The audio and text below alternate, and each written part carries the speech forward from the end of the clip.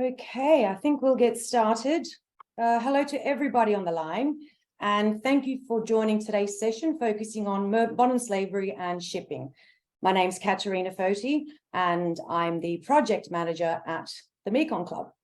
So today we are joined by two very special guests, Francesca Fairbairn, who is Oceans Manager at the Institute for Human Rights and Business, and Reverend Canon Stephen Miller, Senior Chaplain and Hong Kong Regional Director, East Asia at the Mission to Seafarers. This is a Mekong Club run webinar. And for those of you who are unfamiliar with the Mekong Club, we are a non-profit that is headquartered in Hong Kong that focuses on addressing modern slavery through private sector engagement. We have a membership model, and companies can join the Mekong Club to gain access to working groups, discuss modern slavery issues, have access to a range of tools and resources, as well as one-on-one consultancy and support. Just a reminder to please keep yourselves on mute and ensure that your camera is off. If you do have any questions throughout the session, you can pop them in the chat box and we'll address them after the presentation. With that, I'll hand it over to Matt Friedman, CEO of the Mekong Club. Thank you very much, Kat. And let me just begin by welcoming everybody who's on this webinar today. I just want to say from the beginning, I've been interested in this particular topic for a long time. You know, there's the little boy in me that looks at those big cargo ships and sees them passing by when I'm on a ferry to the island, has always been very curious about, you know, what happens on these ships. You know, what do these people do when they're on there? What is it like to have that type of life? And so just hearing about this will, I think, be very fascinating. A number of people asked me over the last couple of days, why is it that you're focusing on this particular aspect of supply chains? You know, usually what we focus on would be the factories and the sub-factories and so forth. This seems a little bit unusual. To kind of explain the reasoning, I'll just give you a couple of anecdotes of recent things that happened to me. Recently did a presentation to a pharmaceutical company in Malaysia and went into a detailed description of what it was that human trafficking was and how the private sector got involved in all of the various factors. And then afterwards, they basically said, well, you know, it's very interesting, but we're a pharmaceutical company. We don't have to be concerned about that. And I said, well, how do you get your pharmaceuticals from warehouses to the stores? And they, well, said third-party contractors. And I said, have you ever looked into that to see if there's an issue or a problem? They said, no. 2 weeks later, we got a call saying that they found some issues associated with that particular contractor. Went to a law firm in the same country, did a presentation for them. Afterwards, they said, we're a law firm. We don't have to be concerned about this. Well, who cleans your building? Never really looked into it. A couple of weeks later, they called back and said there's an issue. The point I'm making is that in the past, we've shined the light on kind of the things that we think are most relevant and important to this particular topic without necessarily looking at the connections between some of these things. And certainly when we're talking about these cargo ships, we're talking about connections. We're talking about warehouses. We're talking about third-party distributors. There are a lot of people who are in those systems, in those procedures, and offering those kind of services. So it's relevant and important for us to look into that aspect to see if there's any vulnerability, any risk, anything related to ESG or sustainability or corporate social responsibility that has to be addressed. So what this will do is allow us to have some insights into perhaps an area that we really haven't spent much time looking at. Another thing that has kind of raised the profile of cargo ships was COVID. You know, during the COVID kind of crisis, you had a lot of these ships that weren't able to go into port. Many of these people had been there on a long time. And this raised the question of, you know, what are the conditions on those ships? You know, are there human rights situations? Are there things that we should be looking at?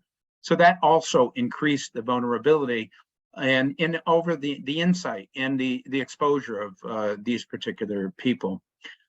So I think as practitioners who are looking to ensure that we are able to understand every aspect of our supply chain, if you're a manufacturer, if you're a bank supporting a manufacturing, base, it's important for you to understand whether or not this particular link has an issue, and this will be discussed in this presentation today. So once again, I'm thrilled that we are able to have these great speakers today. I encourage you to submit your questions, and with that, I'm going to give it over to the presenters to do their presentations. Thank you very much. Thanks, Matt. I wonder, Francesca, if we can have the first slide. Sure. Hang on. Whoops. There we go. I'd like to present to you just some faces of some seafarers. More than 50% of the world's seafarers come from East Asia and Southeast Asia. Big labor supplying countries are Philippines, India, Indonesia, Malaysia, China. And of the officers, the large group which we've come across recently which have caused issues in terms of labor supply have been from Ukraine and Russia, former Russian Federation. 90% of the world's commodities are shipped by sea, and that is just in raw form. Once it's processed, often those commodities turned into product, and product is shipped again to where it may be processed again. And the cycle, as all of you will know in terms of the industry you're involved in, will perhaps involve 4 or 5 stages of intermediate shipping, not often inland, but often at sea. Most crew on board a ship will work a 9-month contract. That means 9 months on board the ship, 3 months home, and then 9 months back on board again. The shift pattern is quite arduous. It's a 3-shift pattern. You either work from 12 o'clock in the morning to 4 o'clock in the afternoon, or 4 to 8 or 8 to 12, which means basically you're working 8 hours in any 24-hour period with periods of rest in between. 7 days a week for 9 months. The average seafarer who's worked 30 years at sea will have been at sea for 22.5 years and at home for 3.5 years. So just put it in context, human context, a seafarer called Romeo, who I met whilst in hospital in Hong Kong. He is a cook, chief cook on board a cargo vessel. He had worked for 30 years. He had 2 daughters, one who was 24 years old, the other who was 21 years old, and he'd seen them collectively for 3.5 years of their life. So that is a sacrifice that seafarers bear for us. If we can have the next slide, please. So let's look a little bit about the landscape in which seafarers work. A seafarer works on board a ship. That ship has a flag, and that flag defines the law of the land for that ship. So in other words, if it's a United States flag ship, it is required to undergo and maintain United States law on board the ship. And when we're talking about human rights and labor rights, that means that all the rights that are given to human beings in, for example, the United States should apply equally and lawfully on board a United States flagged ship. However, there are ships, in fact, the majority of ships are flagged out to cheaper countries, such as known as flags of convenience, such as Panama, Liberia, and the Marshall Islands. And these account for more than 70% of the world's ships.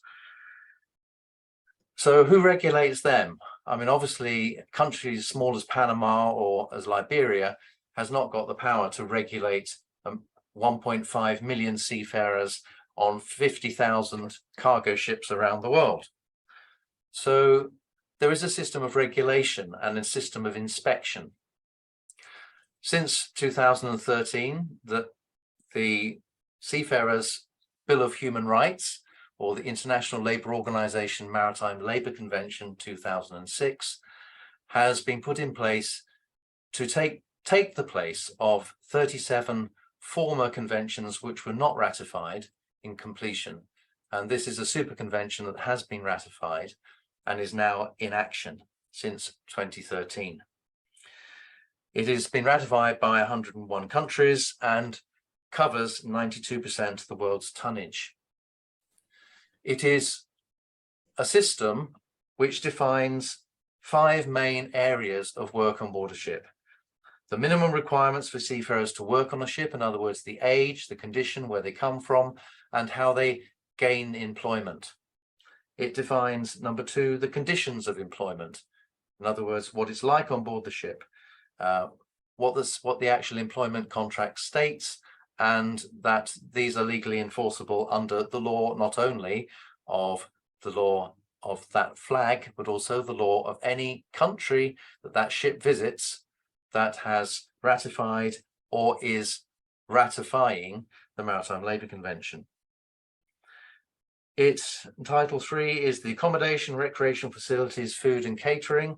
So it defines what type of food should be on board the ship, the quantity, the quality, the cultural, should we say cultural food, for example, Muslims on board the ship, there's no pork on board the ship, obviously. If they're Hindus, then clearly no beef on board the ship. So it has to accommodate for multicultural crews, multicultural environment. It offers on Title 4 health protection, medical care, welfare and social security protections. And the final item, Title 5, talks about the compliance and the enforcement of the convention. This Maritime Labour Convention is a very rare body in terms of the International Labour Organization, in that it can be altered and can be changed. And in fact, in 2018, it was altered, and in just recently, this last year, there's been another alteration to the convention. The first alteration in 2018 was to do with abandonment of seafarers and repatriation. And the main second amendment in 2022 was about access to internet and connectivity. So it's a crucial piece, or a crucial arrow in our quiver in terms of legislation. Now, the Maritime Labour Convention defines all these articles, but what actually happens in reality? Well, the ship comes alongside into a port, say, for example, a Panamanian flagship comes into Hong Kong harbour, and Hong Kong has ratified the convention. Because it's a Liberian flagship, the port state control inspector will go on board, and he has 13 questions to ask in terms of the Maritime Labour Convention. And he has to ask those questions of the crew, not of the captain, but of the crew. And the questions are basically, have you been paid? Are you being paid regularly? Has there been any problems in terms of receiving payment, either on board the ship or at home? They ask about the quality of food on board, the quality of the accommodation. They should also ask about how did the seafarer get the job, and whether they paid for the job but via a manning agent, which again is outlawed under the regulation 1.4, that all seafarers should have access to an efficient, adequate and accountable system for finding employment on board a ship without charge to the seafarer. So this is very important, because this is one of the rules that is constantly being broken and constantly being abused by sending countries and by manning agents. And we'll come on to this later, but this is where you, as partners in this trade logistics program, is where you can actually make a real difference to ask the right questions. So there is a whole, obviously, what happens with the ship? A ship is out at sea and it's not attached to a piece of land. You know, what happens in terms of legislation there? Well, generally, the United Convention on the Law of the Sea, or UNCLOS, comes into action, and the parties that have been affected, for example, if it's a cargo party, or if it's a member of the crew that's been affected, perhaps say there's been an accident on board the ship, what jurisdiction do you use to negotiate the safe repatriation of that seafarer? And generally it will be the Convention of the Law of the Sea that is turned to define which is the nearest port, which is the jurisdiction that applies to the seafarer. Now, that's in very brief detail the regulatory landscape of working at sea. What I haven't said actually is define the word seafarer. So who is a seafarer under the Maritime Labour Convention? And the answer is anyone who works on board a vessel for their main work life. So for example, if I was like this young lady in front of us from India working on board a cargo ship, I am a seafarer. If I am a piano player on a cruise ship, I am a seafarer because I am earning my living at sea. It used to be many, many years ago that these extra contracted people were not included. Now, under the Labour Convention, there is no one who is working on a ship who escapes the reach of the convention. So I think that's important just to state. Maybe we can move to the next slide, Francesco, and you'd like to take over for a bit. Sure.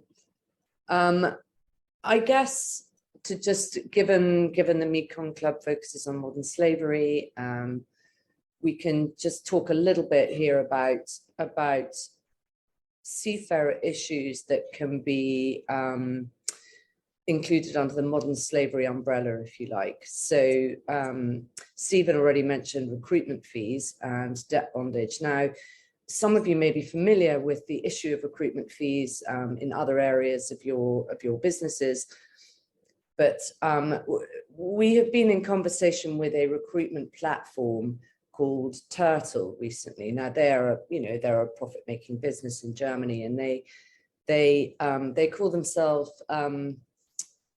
I can't remember the word, but sort of maritime matchmaking. That's right. So they put together seafarers with employers, but without a middleman and not charging the seafarers any fees. And they weren't aware that this was an issue amongst seafarers. It just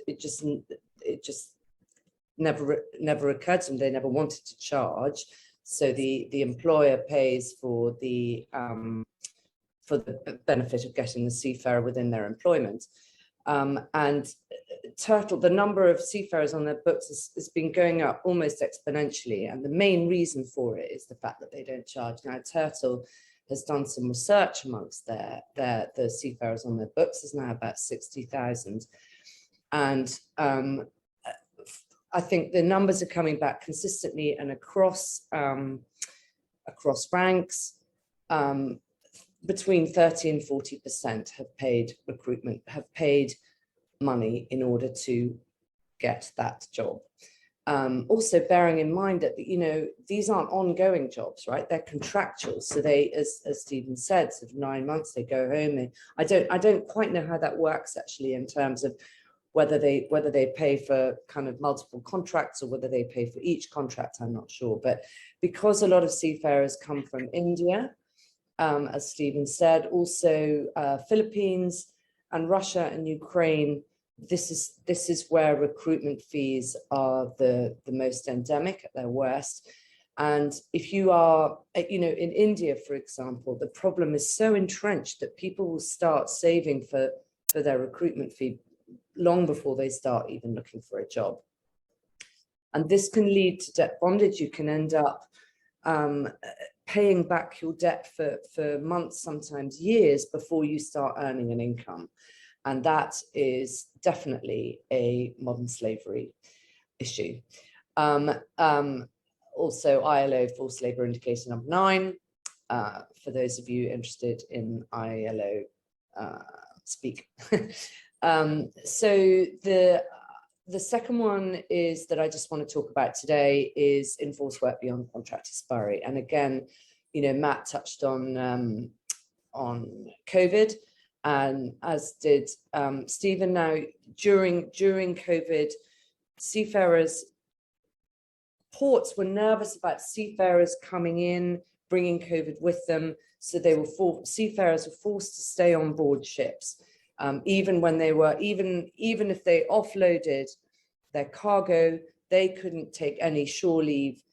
Some of them were forced to remain on board beyond the end of their contract. Some of them beyond the end of the legal limit for staying on board a ship, which is 11 months, according to the Maritime Labour Convention.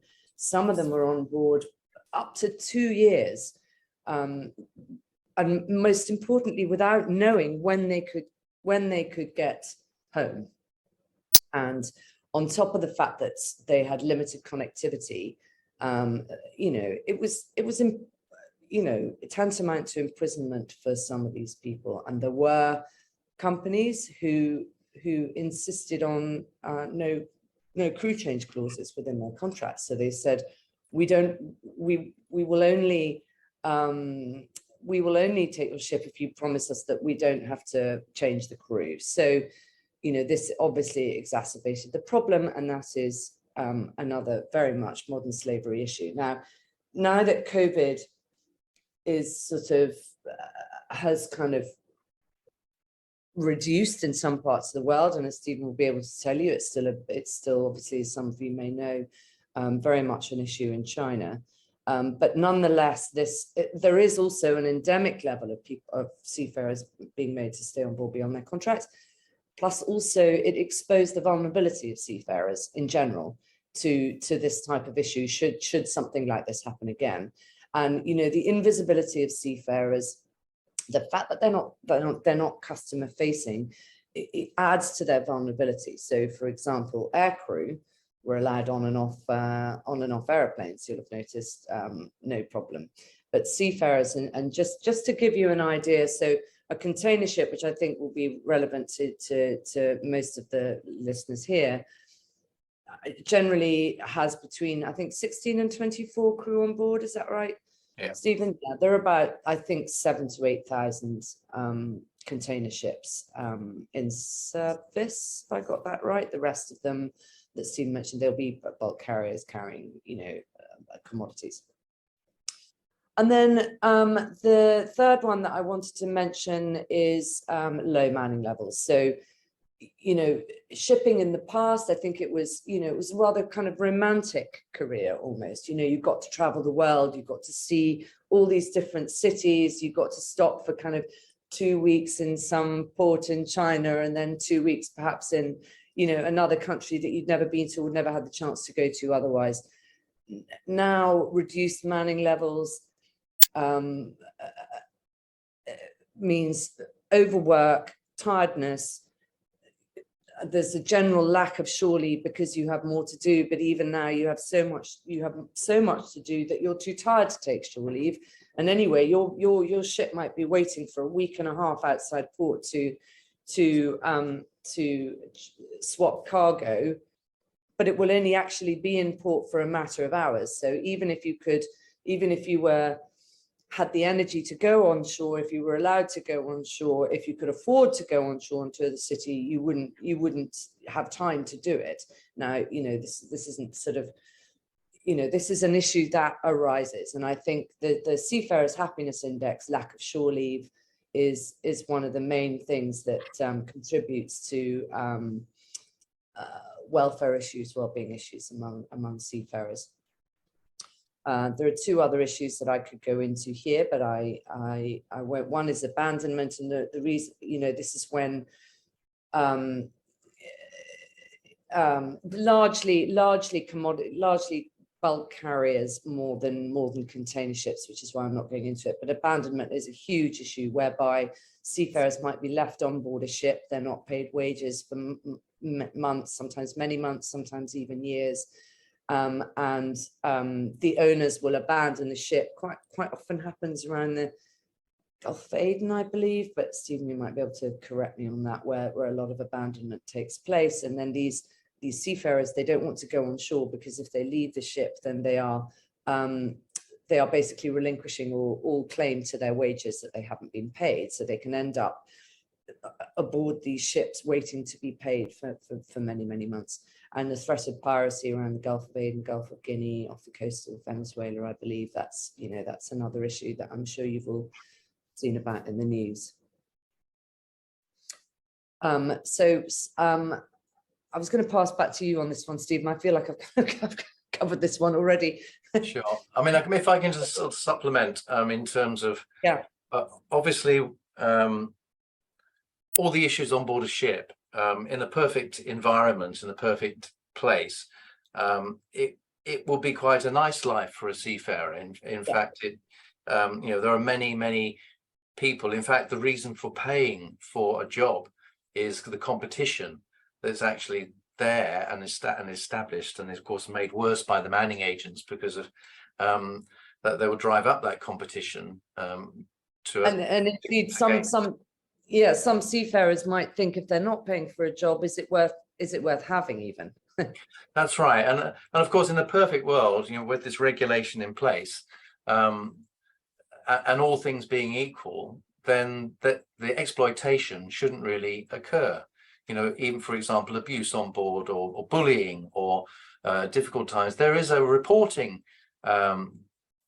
basically a whistleblowing aspect to the Maritime Labour Convention, which the shipping companies have to put in place, an ability to make the complaint and deal with that in a confidential manner. However, we know that the world is not one regulatory equivalence. There are parts of the world that don't take these regulations as seriously as others, and you know, this goes back to abandonment. Really, the places where that are basically unregulated, such as parts of the Middle East in particular, are very favorite places to abandon ships, because there's no regulation to grab hold of the ship owner, and he flies off. Now, the one thing within the Maritime Labour Convention that has been stated is that every ship has to notify the flag state of who the owner is, and an address and a telephone number, and who's the responsible party. Now, in the past, it was very easy, and it's a very complicated scenario. You could have, for example, a Greek company owning a ship that is flagged in Panama, and that the cargo that it's carrying is maybe from China, and is owned by a charter party that's in Australia, and that actually there is a separate company that owns the ship and is not related to that one person who may be the identified owner of that vessel. It might be an organization that owns 15 other companies within it, each owning one ship. So you have to have a pretty complicated regulatory system to actually stop the ship and to find the person who's responsible. Now, some countries, of course, in Europe and certain parts of the West, shall we say, not want to use that word in any derogatory way, but the West has a very good port state control system under the Paris Memorandum of Understanding, and also in Asia there's a very good port state control system under the Japanese Memorandum of Understanding, where countries talk to each other and will blacklist ships and will stop ships and will make sure that the seafarers on board those ships are dealt with and are basically cared for. But of course, if you're in the bottom 10 or 20% of ship owning, you're going to look to those places of lower regulation to operate. But structurally, I mean, on this slide, if we deal with the first one, workload, the reason that ship owners have gone to flags of convenience is because it's cheaper, and they'll look for any ways to reduce their overheads. Now, workload, too few people, it's because the minimum manning on a vessel is literally that. It's the minimum number of people that safely can operate that ship. Now, often good ship owners, and this is a question that you can ask, you know, how many seafarers do you have on board your ships? What percentage over the minimum manning do you have? Because that then allows for flexibility and rest time for crews. If you're working, you know, 4 hours on, 8 hours off, 4 hours on, 8 hours off, you need a break from that occasionally. You can't do that for 9 months without going crazy and without being fatigued. So normally a good shipping company will put 4 or 5 extra crew on board who will provide relief on each of these 3 watch systems. So that's a question to ask. How many crew do you have on board your ship? Often there is too much to do. As Francesca mentioned, shipping is like no different from an airplane. An airplane doesn't earn any money when it's on the ground. It only earns money when it's in the air, taking people from A to B. And shipping, ships only earn money when they're taking cargo from A to B. They don't earn any money. In fact, they cost money when they're in port. So there's been a greater efficiency in terms of turnaround time. Now that's then led on, of course, to difficulty with shore leave. If you're working a three shift pattern, and say, for example, you're on the 12 to 4 shift, so you're working midnight till 4 o'clock in the morning, the ship comes into port, say 6 o'clock in the morning, and it's going to be there for 8 hours. Or halfway through that 8-hour period, you've got to go back onto watch. So you literally haven't got time to go ashore, because you've got to sleep, you've got to eat, you've got to rest, and then you've got to go back onto your duties. So I think the issue here in this slide, really, in the first part, is one about how many crew have you got on your ship, and how are you crewing your vessel to account for the welfare of the seafarers on board the ship. We talked already about port restrictions and COVID. This has now become a labour supply issue, because especially China was giving the world's fleet 10% of crewing. Now it's very difficult to repatriate your crew through China or from China to any other country. So that 10% has to come from somewhere else. At the moment, in this part of the world, it's coming from Vietnam and coming from Cambodia. And that brings a rise to a whole lot of other issues in terms of manning agents and again, paying to work. And we've talked about the Maritime Labour Convention updates. But without a doubt, the more connectivity that's on board a ship, the less opportunity there is for bullying and for abuse, because these can be reported if the crew is connected to the outside world and not stuck on their own somewhere. So I think that's probably enough of that. Francesca, would you like to take over on the next slide? You're on mute, Francesca. Sorry. Yeah. I think we've covered recruitment debt, so I'll flick on from there because we're already half an hour in, and I talked about crew change. This is a crew change indicator that was measured by the Neptune Declaration. So you can see at its worst, there was up to 1/10 of seafarers were on board beyond the end of their contracts. I think, sorry, I just can't see my whole slide because I was in the middle of answering the question. So I guess this is where it comes to you as sort of companies using shipping companies to transport your goods. On the right hand side, you mentioned, you remember earlier Stephen mentioned some of the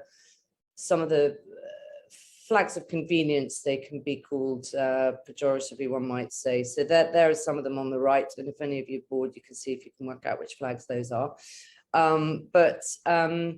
So what can you ask as a company? So first of all, I don't know if I noticed that Francesca Mangano from TFG was listed as participating. I don't know if you're here, Francesca, but she, the UN Global Compact, the International Labour Organization, the International Chamber of Shipping, the Office of the High Commissioner for Human Rights, put together a guidance around crew change and seafarer welfare during the pandemic.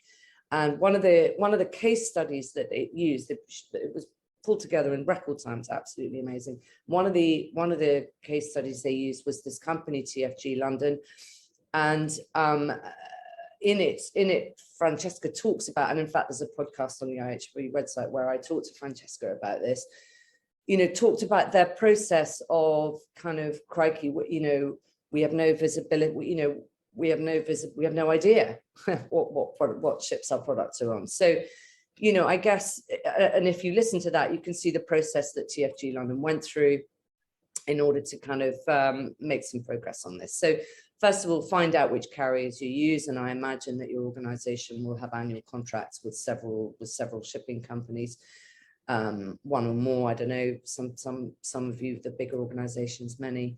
you know, do they have, so some questions, you know, and these are the kind of 101 questions, right? There's more to comprehensive human rights due diligence than what I'm putting here, but do they have a modern slavery statement? Are their ships covered by the Maritime Labour Convention or by collective bargaining agreements? Are they, you know, are they audited? Do you have reports of conditions on board? Do you know that the seafarers are well treated, etc., etc.? That kind of, those kind of basic questions.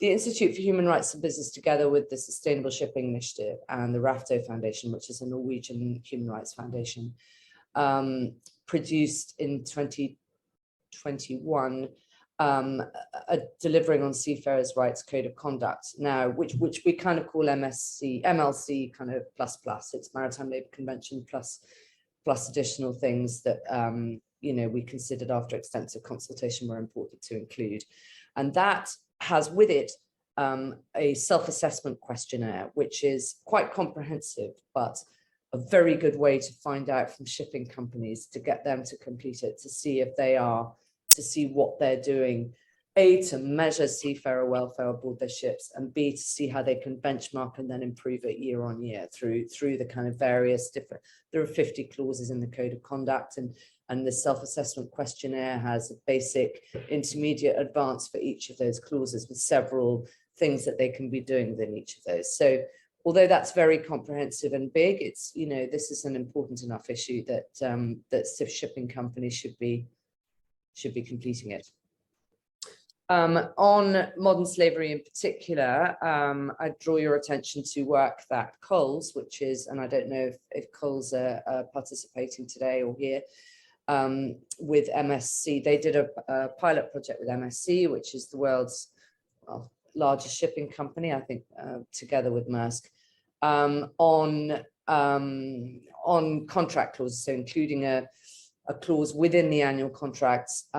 In this instance, in this pilot, it was on modern slavery. You can find out more about that by going to having a look in our Delivering on Seafarers' Rights Progress Report, which is on the IHRB website and on the SSI website, and I believe is hyperlinked from here.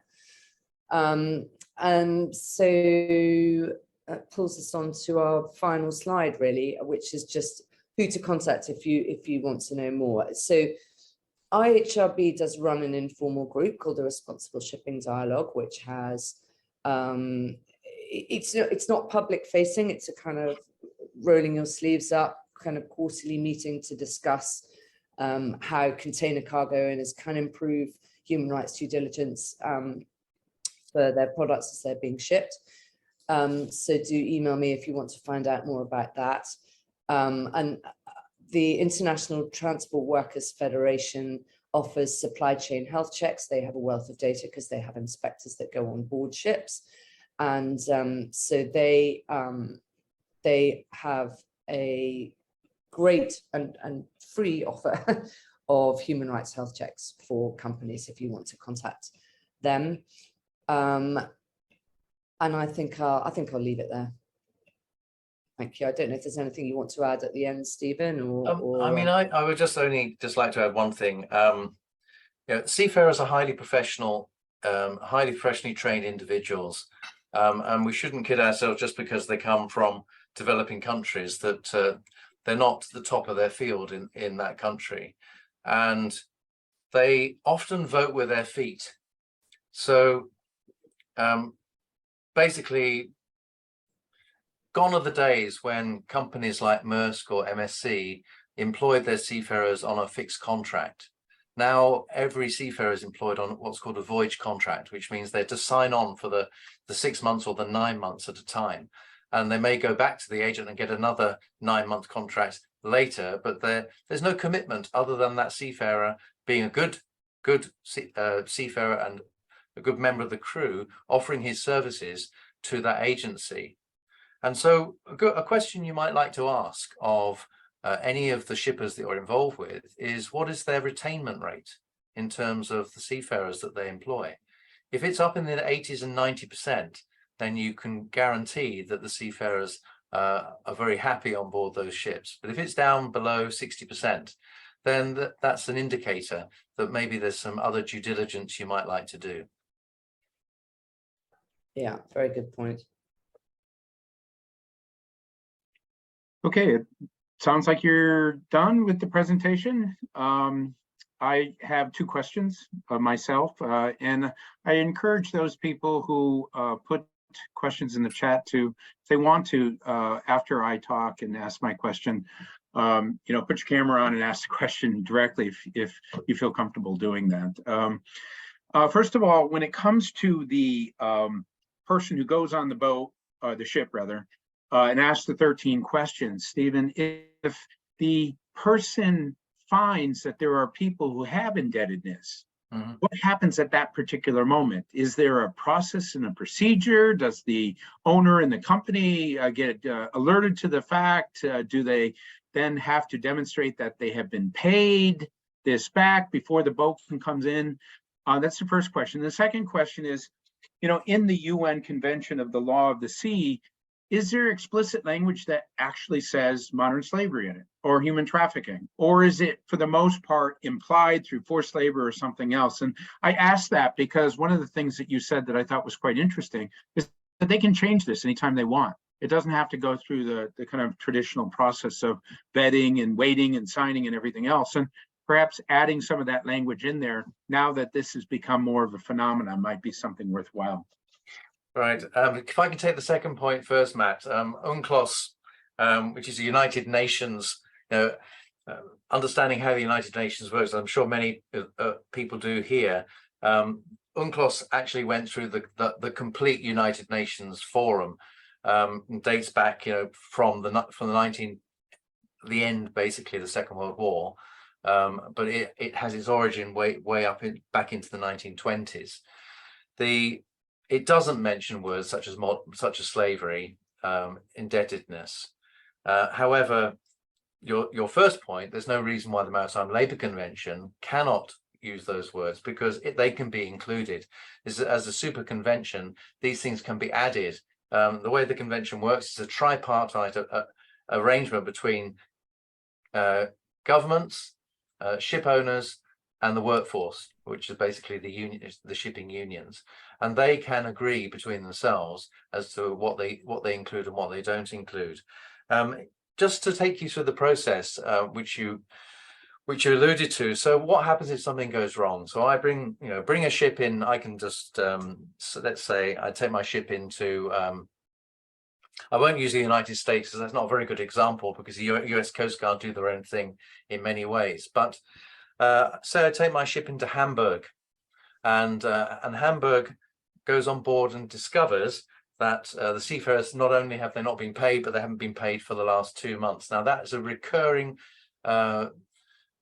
event which immediately detains the vessel, and will be detained until we'll be given what's called a PS31, and it will be detained until it's put right. So in other words, until all the seafarers are paid. Now that the process then, as I talked about memorandums of understanding of port states, there will be a black flag that's placed on that ship, so that the next port they go to, and probably this next 3 ports within the next month that they go to, they'll be inspected at each place to make sure that they're being paid again. In other words, it's not just left at the situation of the guys have been paid and then we forget about the ship. Now, if it's a minor problem, for example, within the Maritime Labour Convention, you've got to have enough food on board for the passage that you're going to take, right? So you wouldn't set off on a 17-day passage across the Pacific with only enough food for 10 days. So that would be a deficiency, and that has to be, that again is a PS31. It has to happen and has to be changed and made good before the vessel can leave the port. But there are other things, for example, that may be left and given what's called a port state 17 address, which must be rectified by the time the ship gets to its next port. And those will be minor problems, such as inspections of, for example, the captain under the Maritime Labour Convention must inspect the freezers every week. You know, he must go in and make sure the food is kept in a hygienic manner. Now, he may give that responsibility to another member of the crew, but that the job of inspection of food, the job of making sure that everything is hygienic, the job of inspecting, for example, within the code, it states that the person cooking your food must have a certification that they can cook, and also knows how to put together a nutritious meal. Now, before the Maritime Labour Convention, you know, if a cook was ill, then somebody else would step in. But that actually can stop a ship now if you haven't got a cook with the proper certificate. So this convention does have teeth, and when the regulation is used and used properly, problems, or in Australia, for example, which is very, very good at using this convention, then everyone is very happy at the end. And generally, as I don't want to overstate the case, this happens in 20% of the world shipping, you know, where there are problems. The vast majority, that there might be issues such as which are found in terms of hours of rest and hours of work and shore leave, but the basic right of being paid for what you do and having that pay remitted back home, those are essential rights, and most import state control will make sure that they are followed through. Thank you for that. That's very helpful. If I just come in on the repayments of recruitment fees, I don't recall an instance of a ship owner being made to repay the recruitment fees. There was one recently with a company called Top Glove, which was, and this wasn't to do with shipping, but it was subject to withhold release order in the US because some of its gloves during COVID were made using slave labor, and a lot of the people in the factory, the workers in the factory, had paid recruitment fees. Now, Top Glove ended up having to pay in the region of $40 to $50 million for those recruitment fees alone, not including the rest. Now, that is an unusual case, unfortunately, but you know, one would hope it would become less unusual, and that companies become more aware and more responsible about the employment origin of the people who work in their factories. Yeah, actually, manufacturers oh, sorry, didn't mean to cut you off. No, I just went, yeah, carry on. Yeah, I was just going to say, manufacturers of electronics and apparel and footwear and so forth, when they find indebtedness within a factory, often the factory is asked to pay that back. In some cases, the brand pays it back, depending upon the circumstances. But the kind of zero tolerance in terms of indebtedness that exists within manufacturing is a big kind of change that we've seen over the last 3, 4, 5 years. That is very much part of ensuring that the indebtedness doesn't hold people in place. Yeah, and Miho from I think it's Miho from Co-Roundtable. Hi Miho. Just mentioned, is there a mechanism for registering manning agents and overseeing auditing manning agencies? Now, the ITF does run a thing called Ship Be Sure, where you can report unethical manning agencies.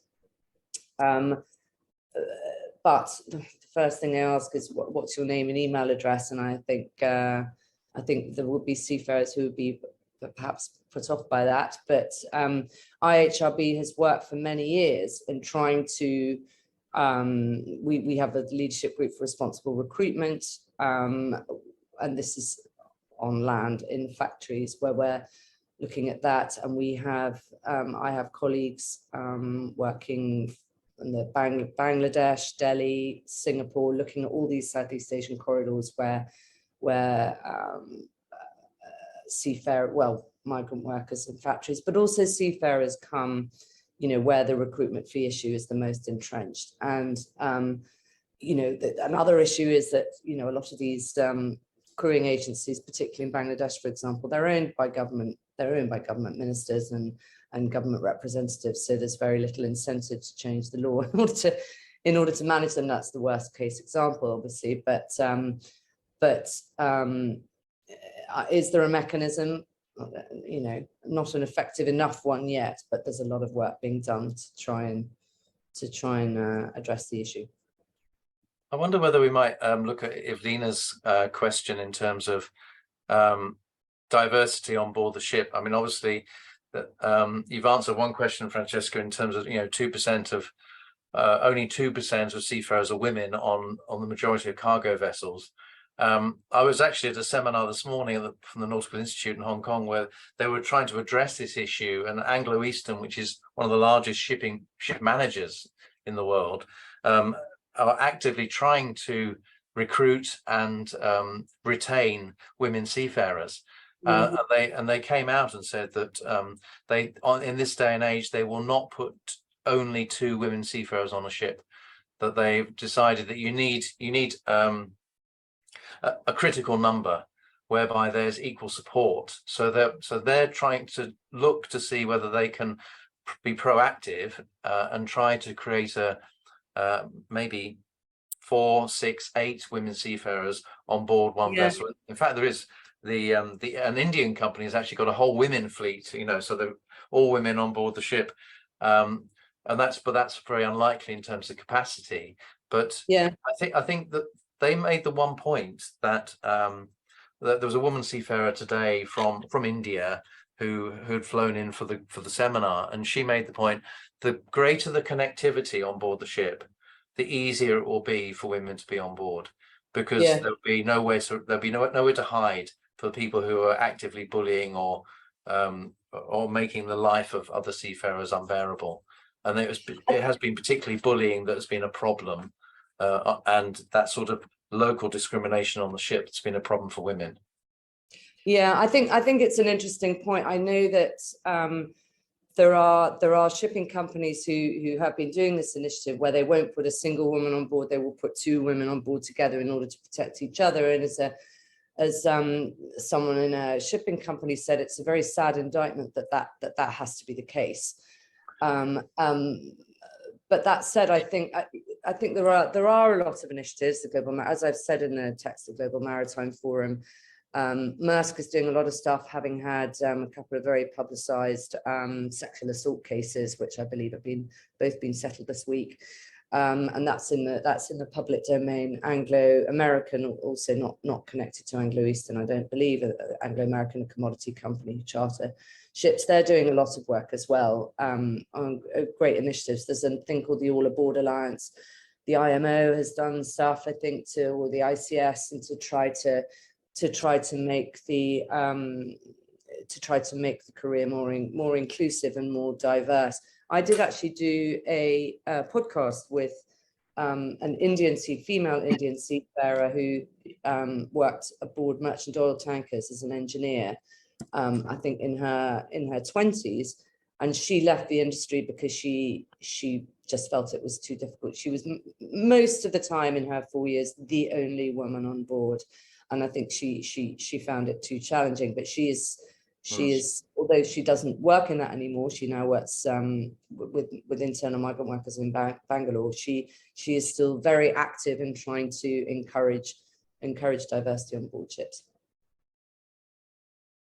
Yes, sadly, it's one of those things that it's a very hierarchical structure, as often is necessary. With the captain being in command. But I have learned in my last 24 years that when a woman captain is in command, the structure actually changes quite for far better for most of the crew.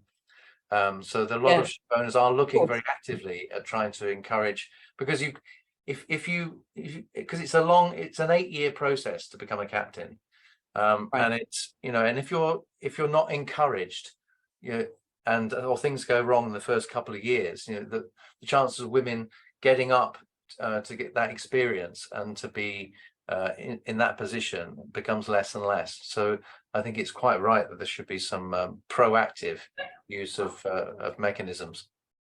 Yeah, I mean, I think if you want to, are we due to finish at 9? Is that right, Matt? Sorry, I can't remember.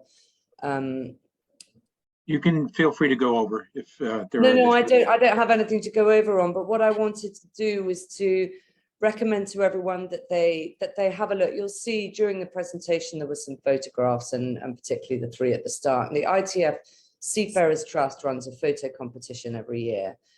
And I think if you go and just have a look, it's itfseafarerstrust.org or something. I don't know. If you type in ITF Seafarers Trust and photo competition, it should come up.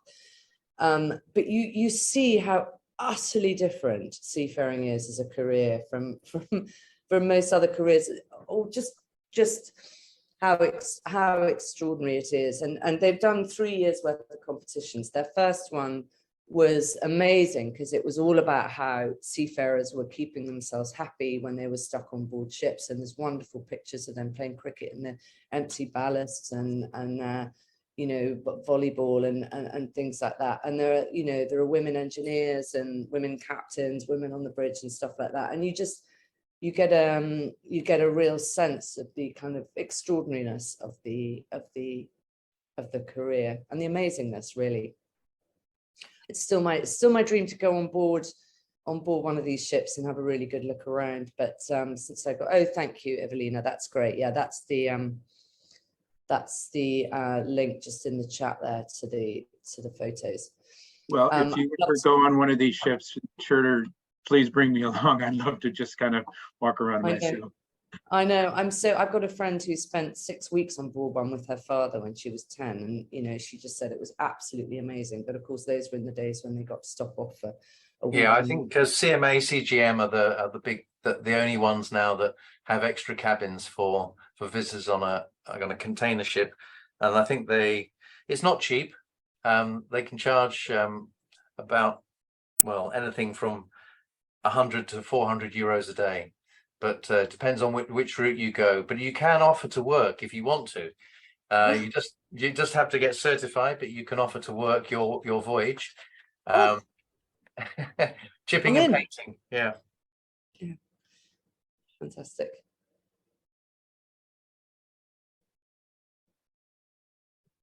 Okay. Okay. If no one has any, oh, hang on, we've got a last minute question coming, I believe. Yeah, so Miho's raised the question of security forces. Now, that's a really interesting thing because there's been a UN special mandate. A report was published a couple of weeks ago on security on board ships and indeed the use of private military security companies and what that means for the seafarers, for the security company employees and so on. And there are 3 or 4, I think, quite strong recommendations from that. I think it's probably I don't have enough detail on it to go into too much more detail here now, but I've certainly been in conversation. In fact, yesterday I had a meeting with an organization called ICOCO, which is the International Code of Conduct Association, which deals specifically with registering private military security companies to ensure that they respect human rights. Can I just add to that? Having worked in the Middle East for 10 years, certainly when all the east coast of Africa stuff hit off in 2006, 2007, and security guards were not on the ships then, and ships were getting attacked by pirates, and then the whole attitude changed of the industry to put security guards on board, but first of all to put unarmed security guards, and then follow what they call best management practice, which is I think they've got 4 versions of it now about what you do to avoid a pirate. But I have noticed in the last 2 years that nearly all the MSC ships have security guards on board and they're armed. Right. Now, the issue about that it is one that I fear for seafarers. I don't fear actually so much for the security guards themselves, but under the United Nations law of the sea, the captain is responsible for anything that happens on the ship. And were a crew member to be killed or someone harmed unduly and unlawfully, then ultimately, if the flag state, in other words, the law of the ship, if they have not given the permission for those guards to carry arms, then this is ultimately a problem for the seafarers on board the ship. And I'm not saying that MSC haven't worked it out with their flag state, but it's a question to ask. You know, if there's a concern about security guards, has this been agreed by the flag state, and what are the conditions under which the flag state allows arms to be permitted? Generally, when you go into a port, those arms have to go into a bond, or they have to be declared and taken off and taken on when the ship's at sea. So I think it's a really important question, and one is part in the sense part for your due diligence if you know that that vessel has got armed guards on board. Yeah, exactly. Good point. I think the other thing that there is in certain areas are these floating armories. Is that right? Where you know, the ship can pick up. Yeah. You know, it'll be anchored. It'll be just off the coast, for example, Djibouti, and they'll pick off. You know, the armed guards will go on the vessel for a transit, and then there'll be another vessel. They jump on the other end, and just for us to remember, actually, those armed floating vessels have been a place of abuse, because people have lost, people themselves haven't been paid, you know, so they've come up high and dry. In fact, a whole group of those armed guards were arrested in India or imprisoned for 18 months. So it's a complicated